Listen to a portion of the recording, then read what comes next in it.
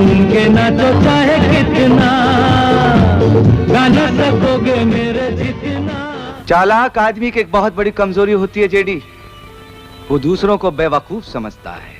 एक बात है हमसे कहीं नहीं जाए। फिल्मी सितारों को भी न केवल जमाने के साथ चलना पड़ता है, बल्कि कभी न कभी दुश्मन के साथ भी दोस्ती करनी पड़ती है और साथ काम करना पड़ता है। अब वैसे तो फिल्म इंडस्ट्री में कई ऐसी मिसालें हैं, लेकिन 22 फरवरी 1985 को वही जमाना फिल्म भी किसी मिसाल से कम नहीं है। बता दे, जमाना फिल्म में राजेश खन्ना, ऋषि कपूर, रंजीता कौर, पूनम ढिल्लन, ओमपुरी और कुलभूषण खरबंदा के अलावा कई और छोटे बड़े कलाकार अलग अलग किरदारों में नजर आए थे। लेकिन एक्शन, क्राइम, ड्रामा, रोमांस से भरपूर ये फिल्म बॉक्स ऑफिस पर कुछ खास कमाल नहीं दिखा पाई और फ्लॉप हो गई। सुपरस्टार राजेश खन्ना जब अपने करियर के पीक पर थे, उस दौरान ऋषि कपूर ने अपने करियर की शुरुआत की थी और बतौर मेन एक्टर उनकी डेब्यू फिल्म बॉबी 1973 में रिलीज हुई थी। साथ ही ऋषि कपूर के साथ तब 16 साल की डिम्पल कपाड़िया ने भी फिल्मी दुनिया में कदम रखा था। बस ऐसे में फिर बॉबी को मिली रिकॉर्ड तोड़ कामयाबी से ऋषि कपूर और डिम्पल दोनों ही रातों रात स्टार बन गए थे। लेकिन इससे पहले शूटिंग के दौरान राजेश खन्ना ने एक ऐसी हरकत की जिससे ऋषि उनसे काफी नाराज हो गए और उन्हें अपना दुश्मन समझने लगे। अब बात दरअसल कुछ यूं हुई कि बॉबी फिल्म की शूटिंग के दौरान ही राजेश खन्ना और डिम्पल एक दूसरे को दिल दे बैठे थे और यहाँ तक कि दोनों ने शादी की तैयारियां भी शुरू कर दी थी। लेकिन जैसे ही राजेश खन्ना ने डिम्पल की उंगली में अंगूठी देखी तो वे उन पर काफी गुस्सा हुए और अंगूठी उसी टाइम उतरवा दी और जुहू बीच पर कहीं फेंक दी। हालांकि अब यहाँ दिलचस्प बात यह है कि डिम्पल को ये अंगूठी आखिर किसने पहनाई थी। तो बता दें, ये अंगूठी डिम्पल को दरअसल ऋषि कपूर ने पहनाई थी।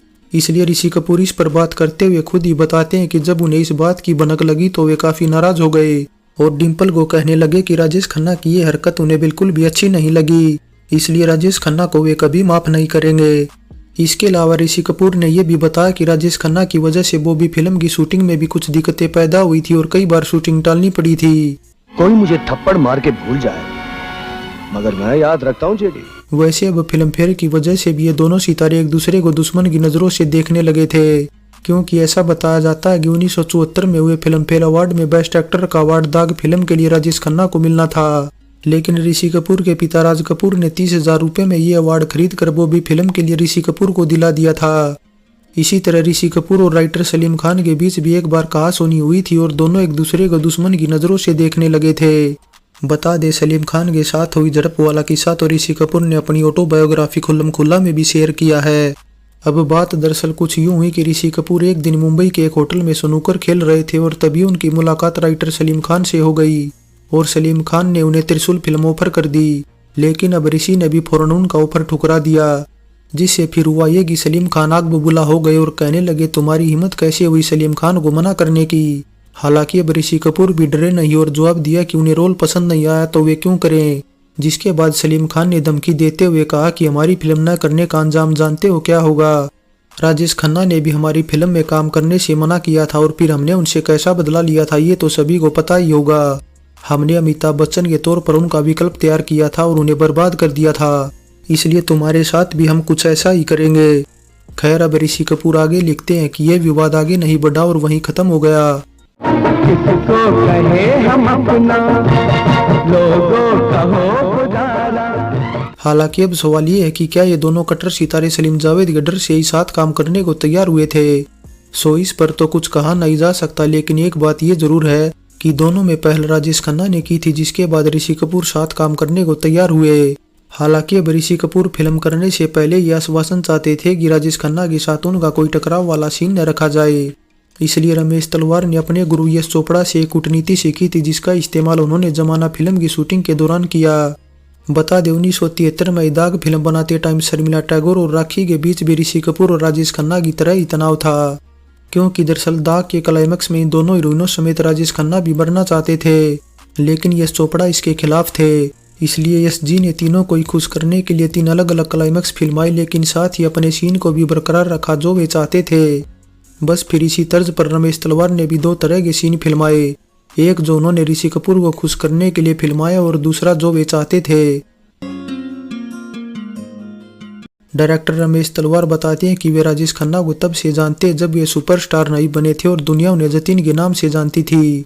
ऐसे में तब स्टेज पर दोनों साथ में छोटी छोटी भूमिकाएं भी निभाते थे, लेकिन बावजूद इसके शूटिंग के दौरान सेट पर दोनों के बीच थोड़ा तनाव रहने लगा था, क्योंकि एक तो राजेश खन्ना सेट पर थोड़ी देरी से आते थे और फिर उन्हें जल्दी जाने की भी लगी रहती थी। बस फिर ऐसे में राजेश खन्ना की ओर से प्रॉपर डेट्स न मिलने से रमेश तलवार को जमाना फिल्म तैयार करने में 4 साल लग गए। खबरों की माने तो राइटर सलीम जावेद ने जमाना फिल्म की प्लानिंग सबसे पहले 1977 में की थी और इसकी कहानी उन्होंने धर्मेंद्र और अमिताभ बच्चन को ध्यान में रख कर लिखी थी। बता दें MK films private limited banner के अंडर आसमान टाइटल से बनने वाली फिल्म का डायरेक्शन मोहन कुमार कर रहे थे और मेन कास्ट में धर्मेंद्र, अमिताभ बच्चन के अलावा वहीदा रहमान, हेमा मालिनी और रेखा वगैरह थे। लेकिन फिर कुछ वजहों से जब शूटिंग डिले हो गई तो मोहन कुमार ने स्क्रिप्ट वापस लौटा दी। वैसे अब धर्मेंद्र और अमिताभ के साथ फिल्म क्यों नहीं बनी तो इसके पीछे की वजह मिस्टर इंडिया फिल्म है, जिसकी कहानी सलीम जावेद ने ही लिखी थी और इस फिल्म को वे प्रोड्यूस करने की प्लानिंग भी कर रहे थे। इसलिए दोनों राइटरों ने तब अमिताभ बच्चन से मिस्टर इंडिया फिल्म को लेकर बात भी की थी। लेकिन अब खबरों की माने तो अमिताभ बच्चन ने इस फिल्म के लिए ज्यादा फीस की डिमांड कर दी, जिस वजह से न केवल मिस्टर इंडिया और जमाना फिल्म को लेकर बात बिगड़ी बल्कि सलीम जावेद और अमिताभ बच्चन की दोस्ती भी टूट गई। जिसके बाद फिर एक दिन सलीम खान ने जावेद अख्तर से पूछा कि अब फिल्म कौन करेगा। राजेश खन्ना तो करेंगे नहीं, क्योंकि महीना भर पहले ही एक पार्टी में जावेद अख्तर और राजेश खन्ना के बीच हाथापाई हुई थी। लेकिन इसके बाद जावेद ने कहा कि अब तो ये फिल्म राजेश खन्ना ही करेंगे और वे उन्हें माफी मांगकर मना लेंगे। अब जावेद अख्तर ने राजेश खन्ना को ही क्यों सेलेक्ट किया तो इसके पीछे की वजह है राजेश खन्ना और अमिताभ के बीच चल रही कोल्ड वार। क्योंकि किसी जमाने में फिल्म इंडस्ट्री में जब राजेश खन्ना का एक तरफा सिक्का चलता था तब अमिताभ ने ही उनके स्टारडम को खत्म किया था और सबसे महंगे हीरो बन गए थे। बस फिर ऐसे में सलीम खान ने एक दिन राजेश खन्ना और जावेद अख्तर के बीच मीटिंग फिक्स करा दी और फिर दोनों की महफिल सवेरे 4 बजे तक सजी रही और दोनों ने खूब शराब पी। जिसके बाद बताया जाता है कि अमिताभ बच्चन भी सलीम जावेद से काफी नाराज हो गए थे और उन्होंने इस राइटर जोड़ी से दूर रहने का फैसला कर लिया था। वैसे फिर इसके बाद जमाना फिल्म भी टाइम पर नहीं बनी थी और उससे पहले ही सलीम जावेद की जोड़ी टूट गई थी और फिर इस तरह दोनों की जोड़ी टूटने के बाद आई जमाना पहली फिल्म थी। वहीं आगे चलकर 1987 में मिस्टर इंडिया दूसरी बनी थी, जिसकी कहानी सलीम जावेद ने काफी टाइम पहले लिखी थी। ऋषि कपूर के साथ 1976 में लैला मजनू रंजीता कौर की बतौर मेन हीरोइन डेब्यू फिल्म थी। फिल्म भी बॉक्स ऑफिस पर काफी ज्यादा सफल रही थी, लेकिन बावजूद इसके रंजीता को वो रोल नहीं मिले जो मिलने चाहिए थे, बल्कि रंजीता ने इसके बाद ज्यादातर बी ग्रेड फिल्में की और बी ग्रेड हीरोइन का उन पर टैग लग गया था। हालांकि अपनी इस हालत का जिम्मेदार वे ऋषि कपूर को भी बताती थी, क्योंकि लैला मजनू की कामयाबी के बाद ऋषि कपूर ने किसी प्रोड्यूसर के सामने उन्हें अप्रोच नहीं किया। खैर अब इन सब के बावजूद जमाना इन दोनों सितारों की आई साथ में दूसरी फिल्म बनी और दोनों ने एक दूसरे को सपोर्ट किया। वैसे कुछ इसी तरह शूटिंग के दौरान रंजीता कौर और पूनम के बीच भी काफी अच्छी अंडरस्टैंडिंग थी। 1980 में आई शान फिल्म में खूंखार विलन साकाल का किरदार निभाने वाले कुलभूषण खरबंदा के हाथ लगी राइटर सलीम जावेद की ये दूसरी बड़ी फिल्म थी, जिसमें एक बार फिर वे मेन विलन का किरदार निभा रहे थे। लेकिन अब खबरों की माने तो मेकिंग के दौरान राजेश खन्ना के साथ उनका तालमेल नहीं बैठ पा रहा था, इसलिए राजेश खन्ना उन्हें फिल्म से बाहर कराना चाहते थे। लेकिन जब मेकर्स ने राजेश खन्ना की बात मानने से इनकार कर दिया तो जिस दिन उन्हें कुलभूषण खरबंदा के साथ शूटिंग करनी थी उस दिन वे पैर में चोट लगने का नाटक करने लगे। हालांकि फिर इसके बाद वे तब पकड़े गए जब एक सीन में कुलभूषण खरबंदा की जरूरत नहीं थी। बता दे राजेश खन्ना तब सेट पर कुछ इस तरह आए जैसे कोई चोट उन्हें लगी ही नहीं। तुम ठीक कहते हो बलवंत, कुत्ता अगर भौंके तो उसकी परवाह नहीं करते। खबरों की माने तो जमाना फिल्म का क्लाइमैक्स पहले मॉरिशस में शूट होना था, जिसके लिए मेकर्स ने लोकेशन भी डिसाइड कर ली थी। लेकिन फिर बाद में इसे भारत में ही महाराष्ट्र में चंद्रपुर में फिल्माने का फैसला किया और ऐसा भी बताया जाता है कि जमाना के बाद यहीं पर इन्हीं बड़े टर्कों के साथ 1985 में आई अमिताभ बच्चन कमल हासन की गिरफ्तार फिल्म का क्लाइमैक्स भी फिल्माया गया था। इसके अलावा एक जानकारी ये भी दे दे कि जमाना फिल्म में ऋषि कपूर ने जो हेराल्ड कार चलाई थी वो फिर शूटिंग खत्म होने के बाद प्रोड्यूसर GPCP ने राइटर सलीम खान को गिफ्ट कर दी थी, क्योंकि दरअसल फिल्म की क्रेडिट लिस्ट में राइटर का क्रेडिट बेशक सलीम जावेद दोनों को ही दिया गया हो, लेकिन जावेद अख्तर की बजाय सलीम खान शूटिंग खत्म होने तक फिल्म से जुड़े रहे थे और फिर कहानी में जो थोड़े बहुत बदलाव हुए थे वे खुद सलीम खान ने अकेले ही किए थे, जिस वजह से फिर प्रोड्यूसर GPCP ने फिल्म में इस्तेमाल हुई हेराल्ड कार उन्हें गिफ्ट की थी। वैसे सलीम खान ने भी इसके बाद ये कार अपने सबसे बड़े बेटे सलमान खान को गिफ्ट कर दी थी, जिसकी उन्हें तब सख्त जरूरत थी। जमाना फिल्म में संगीत दिया है उषा मंगेशकर ने।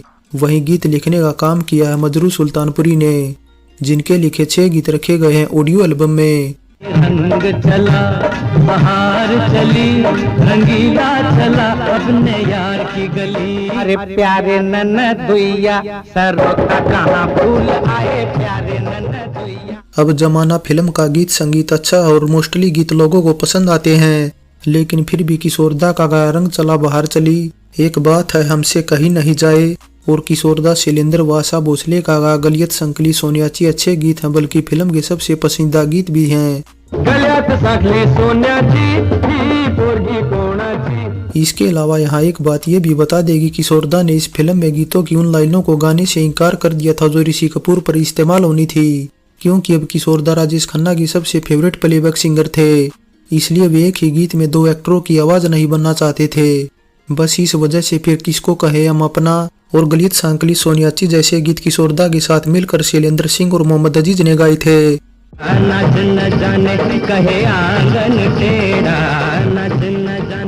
अगर तुमने फौरन इनका हाथ नहीं छोड़ा तो वो मारूंगा कि इतने पुराने हो जाओगे कि कोई सेकंड हैंड में भी नहीं खरीदेगा। फाइनली जमाना फिल्म के सब्जेक्ट में कोई नयापन नहीं था, बल्कि ये वही पुराने बदले की भावना पर आधारित थी, जैसा कि अक्सर राइटर सलीम जावेद की फिल्मों में होता ही था। वैसे इसे भी किस्मत का ही खेल कहेंगे कि रमेश तलवार के डायरेक्शन में बनी 6 फिल्मों में से 4 को बनने में ज्यादा टाइम लगा था। बता दे दूसरा आदमी और बसेरा तो टाइम पर बनकर रिलीज हुई, लेकिन सवाल, दुनिया, जमाना और फिर जमाने के बाद आई साहिबान को बनने में काफी टाइम लग गया था। सो जमाना फिल्म पर हमारी ये पेशकश कैसी लगी नीचे कमेंट कर बताएं। अच्छी लगी है तो लाइक करें और चैनल को सब्सक्राइब करें। सो चलते हैं, फिर मिलेंगे एक और नई वीडियो के साथ।